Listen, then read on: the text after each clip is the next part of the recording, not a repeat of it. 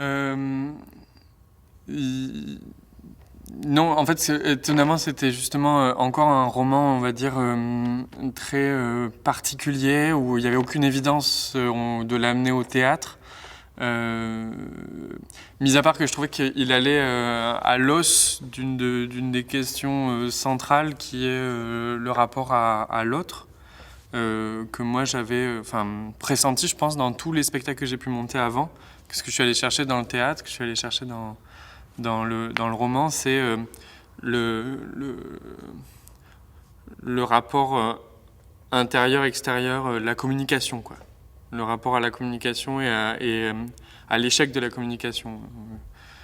Donc pourquoi je l'ai décidé de le faire ici et maintenant, c'est parce que ça vient effectivement à la suite d'un processus de travail qui est passé de Gabilly à Coltès en arrivant à Duvert l'an dernier, qui m'a mené du théâtre au roman et donc à l'os du problème. C'est-à-dire se dire, en fait, finalement, je peux me saisir d'une matière littéraire, non théâtrale, pour venir interroger le théâtre euh, à l'endroit de cette question. Je lisais beaucoup de choses dans début d'année là pour chercher quelque chose à monter. Et je refaisais le tour de toute ma bibliothèque et je me rappelais que Thomas l'Obscur et Blanchot, ça m'avait un peu marqué, sans jamais vraiment être allé au bout du roman parce que c'était très compliqué. Et ça m'avait un petit peu interpellé dans un truc très intime. Euh, et du coup, c'était avec ce souvenir-là que j'y suis retourné. Et en fait, je l'ai vite mis en... Je l'ai même pas relu. On a fait 3 jours de résidence et je l'ai vite mis en commun avec tout le monde en disant, voilà, comment on fait pour l'entendre et qu'est-ce que c'est de le lire à plusieurs. Et du coup, on est parti de cette étape de lecture pour en arriver avec l'envie de pouvoir le mettre au théâtre. Au sein du livre, il y a une absence. Donc il y a un puzzle dont il manque une pièce. Mais cette absence, elle est toujours comblée par quelqu'un qui croit ne pas la combler. À savoir qu'au sein du livre, cette absence, elle est comblée par le lecteur. Sauf qu'un lecteur croit ne pas avoir un rôle à jouer quand il lit un livre. En réalité, on croit toujours être euh, celui qui regarde le livre et pas celui que le livre regarde. Tu vois, et là, pour le coup, c'est totalement Blanchotien. Ce qu'on cherche un peu des esthétiques un peu différentes, justement parce que Maurice Blanchot, il sort des images.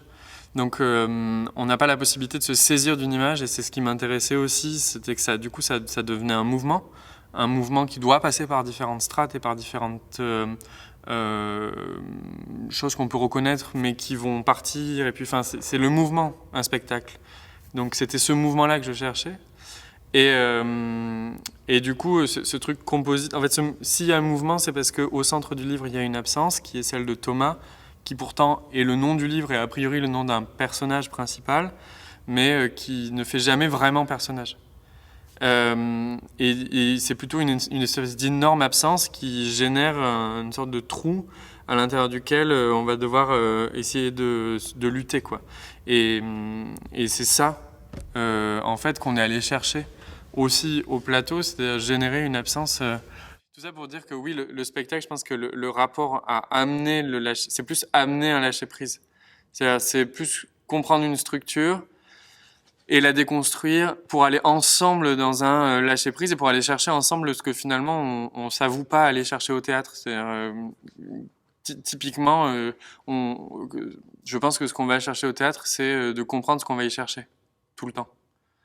Et du coup, c'est juste ça, c'est juste essayer d'aller vers la déconstruction de la fiction théâtrale et de tout ce qui va avec, quoi, du personnage, de la situation, du décor, de toutes les choses qui vont avec, de la place de spectateur et de la place de l'acteur.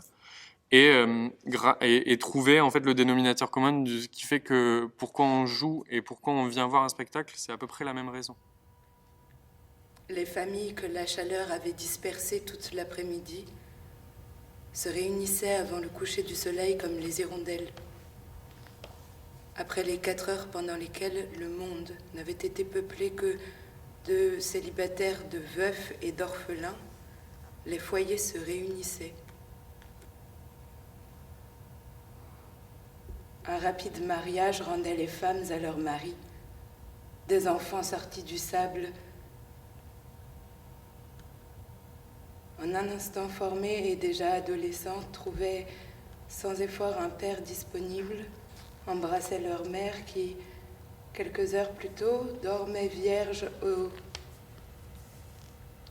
à l'ombre rare d'un pin. Cependant, il restait un peu à l'écart. Il ne communiquait avec le dehors que par un dernier sentiment d'irritation à l'égard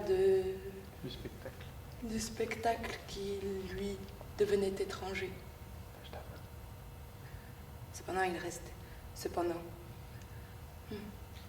restait un peu à l'écart et ne communiquait avec le dehors que par un dernier sentiment d'irritation à l'égard du spectacle qui lui devenait étranger. Il le regardait. Il voyait sur le visage du mari les traits lourds qui, à tout homme confiant, donnent l'air d'un obèse.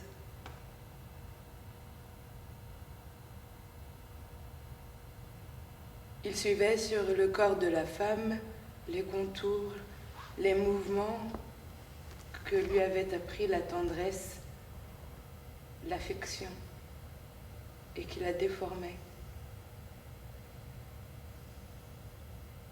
Partout dans chaque attitude, dans chaque sentiment, partout dans chaque attitude, sur chaque poitrine, sur chaque sentiment, cette légère impureté, cette lèpre invisible que sèment les longues étreintes, les désirs partagés, l'affection. Il regardait